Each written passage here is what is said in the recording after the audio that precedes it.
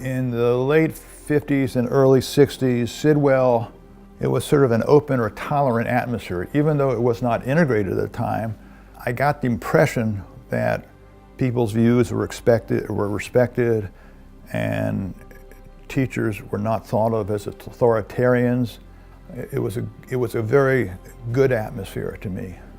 At the time I was at Sidwell, my dad was Attorney General of the United States for a couple of years.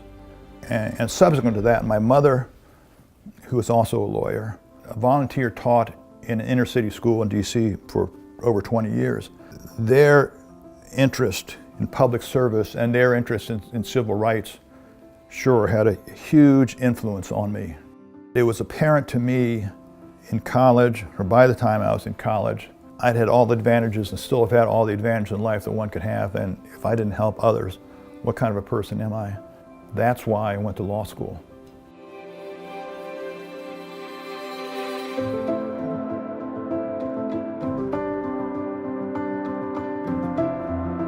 Since 2008, off and on, I've been volunteering for legal aid, and that's the only legal work I've been doing.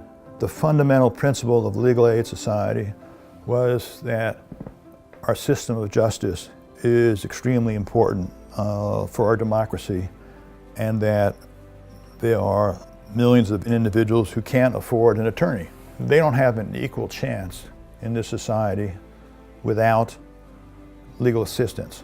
So legal aid societies have sprung up throughout the country to help poor people, primarily in civil cases.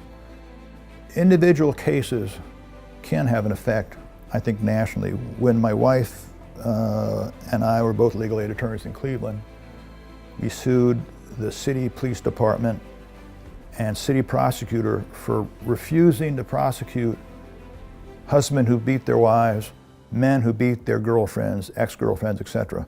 They considered domestic violence a domestic matter, a civil matter. That was the first case filed in the country over domestic violence in federal court. And since that time, there's been litigation throughout the country about domestic violence. So I think that had a national effect. The legal aid work I do now, they all pertain to preserving medical care. What is important to going to court and blasting the state if they're going to cut services is to say that this is not just an abstract government program. People's lives are at stake.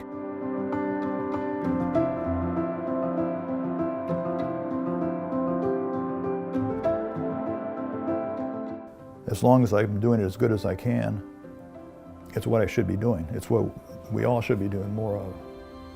It is a wonderful feeling to try to help.